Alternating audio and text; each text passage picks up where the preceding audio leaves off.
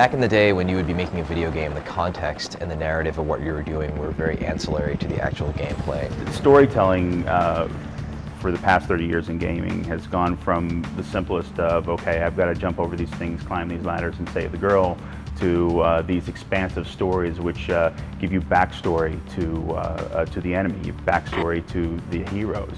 I missed my family. I'll kill every one of these bastards. The storyline is going to make Gears 2 darker than the first game. If you follow the storyline, it's got some character arcs and things like that that you know, will really I think surprise people. We wanted to intentionally be kind of like the bad older brother as far as having darker themes and having a bit more nasty, kind of violent, over-the-top moments. Humans are no strangers to war. After all, we've been fighting for as long as we can remember. The Pendulum Wars have been going for 79 years, and then there's been 15 years of the Locust Wars. That's 94 years of combat. People have been born and died while at war. And I think it's really interesting. Like, how does that shape a society? How do you shape a society that deals with a constant war? At the end of it all, it's ultimately about hope. It's about humanity banding together to deal with a force that nobody thought they could defeat. Gears of War 2, it's the story of D-Day for humanity against the Locust Horde. I took US history. It's totally like D-Day. Everyone's in. It's like this last-ditch effort, but it's not going to be a last-ditch effort. Like, it's going to be this epic battle. Probably 5 acts worth of battle. When you have nothing left to defend, you have but one choice, which is to attack. And this is basically it, is that they've put all the pieces together, and all the pieces show that if they do nothing, if they just continue to defend and sort of claim what they already have, that they will lose it all. We think that we're doing all well. We think that we're winning, you know. The locusts are down. We know how to kill them. No. Okay, so they're back. They're taking over the planet again. There it is. The beginning of the end.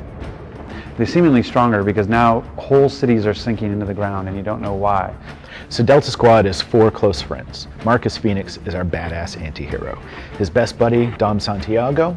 And then we've got Gus Cole, who's the over-the-top thrashball player turned soldier, and Damon Baird, who's our scientist. Welcome to Delta. These are the guys that you go drinking with, go to the strip club with, get drunk and throw up in each other's cars. These are your guys. They're like the crew from Aliens times 10. This kind of four-man wrecking crew crossing the planet and cracking heads and not even taking any names of any kind. Running away won't help! I'll just shoot you in your asses! The Locusts have killed all the wusses, right? So all that's left are these, you know, mega soldiers. They all have a lot of respect for each other, but they all give each other a lot of crap. They're a great dysfunctional family. It's a personal journey for each of these characters. They've lost their father, their wives, their kids, and sharing that with them as they go through this world and try to survive. I like to think that we're transcending a little bit beyond just a push the buttons and click kind of video game. Nice work, Delta.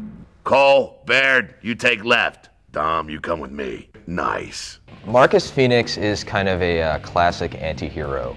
Reporting for duty, sir! Drop the sir kid. We're not that polite out here. He's seen a lot of combat, he's killed a lot of humans and a lot of locusts, and he's kind of done with it all. He makes the tough calls, he says what has to be said. People think he's a dumb space marine, right? And yada, yada, yada. But if you look at his eyes, he's just got a little bit of intelligence back there that makes him dangerous. Control, this is Delta. Enemy threat eliminated. You want to love the guy, but you're scared he might stab you in the back at the same time. Marcus never smiles.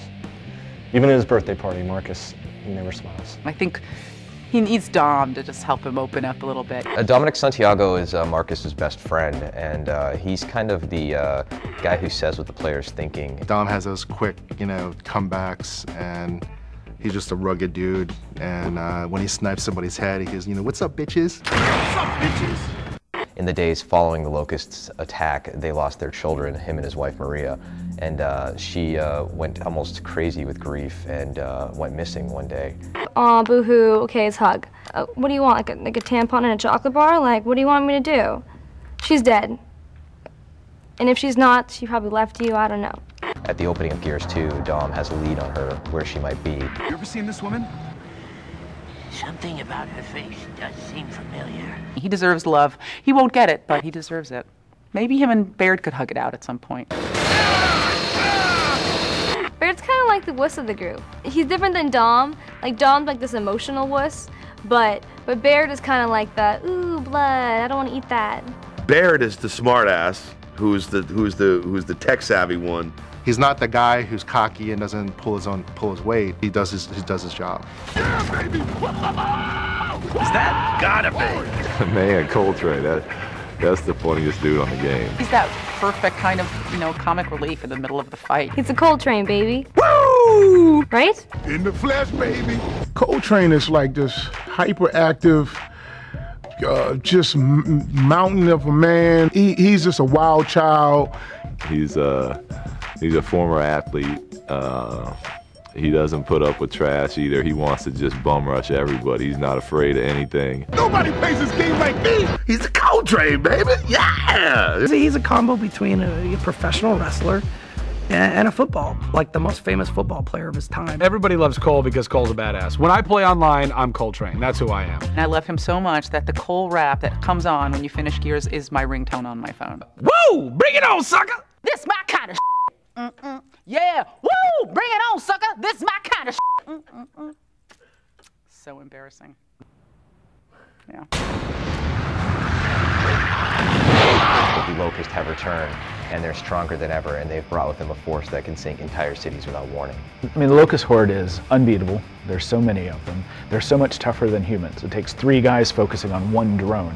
They're intelligent savages. They take cover, they don't want to die, and they know how to use weapons, they know how to use armor, they know how to use tactics. Monsters are one thing, okay? But monsters with guns, that's a whole nother thing. Damn, so this is what the inner hollow looks like.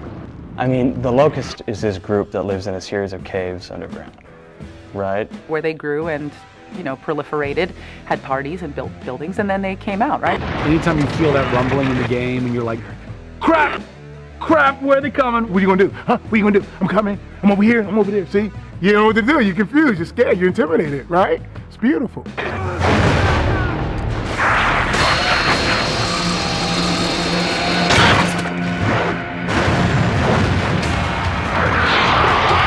It's a mixture of unbridled rage and brutality. They're the monster side of monster. From the human perspective, you just want to get rid of these guys. I think they should be chainsawed in half and then have their guts thrown across a square of some kind, or perhaps into a dry fountain, or down some stairs at an old mansion.